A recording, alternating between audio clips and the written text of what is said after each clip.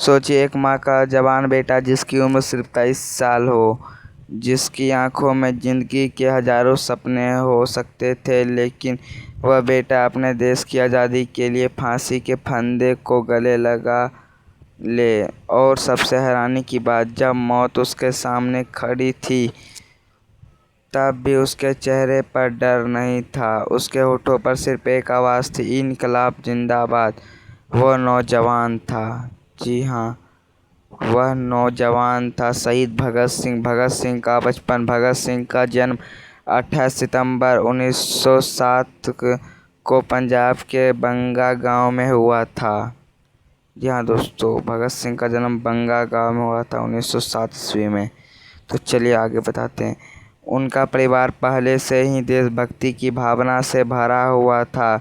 उनके पिता किशन सिंह और चाचा अजीत सिंह अंग्रेजी हुकूमत के खिलाफ आवाज़ उठाते थे। बचपन से ही भगत सिंह के मन में देश के लिए कुछ करने की इच्छा पैदा हुई। लेकिन जब उन्होंने जलियांवाला बाग इन हत्याकांड के बारे में सुना तो उनके मन पर इसका गहरा असर पड़ा। 13 अप्रैल 1919 को अमृतसर के जलियांवाला बाग में अंग्रेज़ों ने निहत्थे लोगों पर गोलियां चलवा दी थी। कहा जाता है कि इस घटना से ने भगत सिंह के मन में अंग्रेजी शासन के खिलाफ आग और तेज कर दी। देश के लिए सब कुछ छोड़ दिया। जी हाँ दोस्तों, भगत सिंह ने इस देश के लिए अपना सब कुछ छोड़ दिया, अपना जान तक इस देश के लिए दे दिया। तो चलिए मैं आपको इनकी और कहानी बताता हूँ। जैसे जैसे भगत सिंह बड़े हुए, उन्होंने क्रांति विचारों को अपनाया। उन्होंने इतिहास, राजनीति और समाज से जुड़ी बहुत सी किताबें पढ़ी। उनका मानना था कि भारत को सिर्फ अंग्रेज़ों से आज़ादी नहीं, भारत को उनके नहीं चाहिए, बल्कि देश में गरीबी और शोषित लोगों को भी न्याय मिलना चाहिए। वह युवाओं को देश के लिए जागरूक करना चाहते थे। उनके साथ चंद्रशेखर आज़ाद, सुखदेव और राजगुरु जैसे क्रांतिकारी भी जुड़े। जी हाँ दोस्तों, उनके साथ ऐसे ऐसे बड़े क्रांतिकारी भी जुड़ चुके थे जो कि उनकी मदद के लिए बहुत सारे चीज़ करने लगे। और फिर देखिए, जुड़ गए। इन सभी ने देशों की आज़ादी के लिए अपना जीवन त्याग समर्पित कर दिया। लाला लाजपत राय की मौत। साल 1928 में साइमन कमीशन के विरोध में लाहौर में प्रदर्शन हुआ। इस प्रदर्शन का नेतृत्व लाला लाजपत राय को रहे थे। पुलिस ने प्रदर्शनकारियों पर लाठीचार्ज किया। लाला लाजपत राय गंभीर रूप से घायल हुए और कुछ समय बाद उनकी मृत्यु हो गई। इस घटना ने भगत सिंह और उनके साथियों को अंदर तक हिला दिया। जी हाँ दोस्तों, अंदर तक उनको पूरा सा गुस्सा दिला दिया। इसके बाद उन्होंने अंग्रेजी शासन के खिलाफ और भी कड़ा संघर्ष शुरू कर दिया। असेंबली में बम और गिरफ्तारी। 8 अप्रैल 1929 को भगत सिंह और बटुकेश्वर दत्त ने दिल्ली की केंद्रीय विधानसभा में बम फेंका, लेकिन उनका उद्देश्य किसी की हत्या करना नहीं था। वे चाहते थे कि उनकी आवाज़ पूरे देश तक पहुंचे। बम फेंकने के बाद वे भागे नहीं। जहाँ दोस्तों कहा जाता है कि वो बम फेंकने के बाद वहाँ से डर के भागे भी नहीं थे, इतना उन लोगों में हिम्मत था किया। तो चले मैं आपको और कहानी बताता हूँ। उन्होंने वहीं खड़े होकर नारे लगाए, इनकलाब जिंदाबाद, और खुद को गिरफ्तार करवा दिया।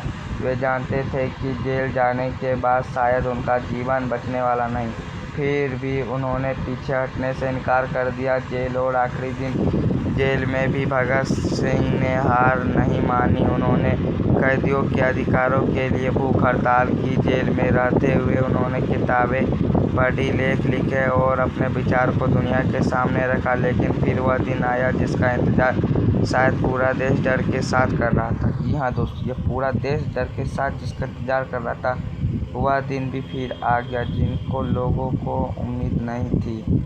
वह दिन क्या था मैं आपको चलिए बताता हूँ आगे को, और आप लोग ध्यान से सुनते रहिएगा। अदालत ने भगत सिंह, राजगुरु और सुखदेव को फांसी की सजा सुनाई। 23 मार्च 1921 लाहौर जेल। 3 नौजवान और सामने मौत। देखिए दोस्त, 3 जवान लाहौर जेल और, लेकिन उन तीनों के चेहरे पर डर नहीं था। वे देश के लिए मरने को तैयार थे, पर उनके मन पे डर नहीं था। कहा जाता है कि भगत सिंह फांसी के तख्ते की ओर बढ़ते हुए भी देशभक्ति के नारे लगा रहे थे।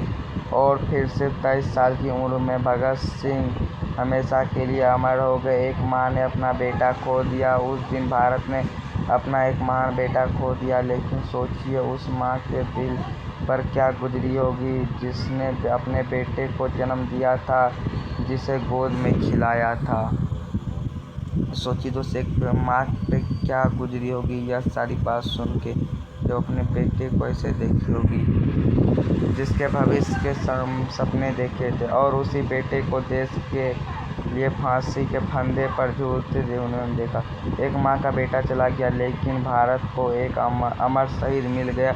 भगत सिंह आज भी जिंदा है। भगत सिंह का शरीर खत्म हो गया, लेकिन उनके विचार आज भी जिंदा है। उन्होंने हमें सिखाया कि न्याय के सामने चुप नहीं रहना चाहिए। उन्होंने सिखाया कि देश से प्यारा सिर्फ शब्दों से नहीं बल्कि कर्मों से होता है। जी हाँ दोस्तों, बिल्कुल। उनकी ज़िंदगी छोटी थी, लेकिन उनका बलिदान इतना बड़ा था कि आज भी करोड़ों भारतीय उन्हें याद रखते हैं। भगत सिंह सिर्फ एक नाम नहीं, वह एक विचार है, वह साहस है, वो देशभक्ति है, और वह उस आज़ादी की कीमत है जिससे आज हम सांसों की तरह जीते हैं। सांसों की तरह हम आज भी उन्हें देखते हैं, जीते हैं।